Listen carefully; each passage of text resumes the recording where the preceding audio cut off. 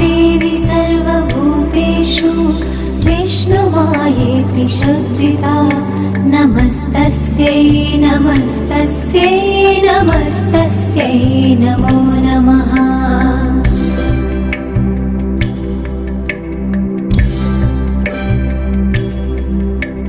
या देवी सर्वभूतेषु चेतनेत्यभिधीयते नमस्तस्यै नमस्तस्यै नमस्तस्यै नमो नमः।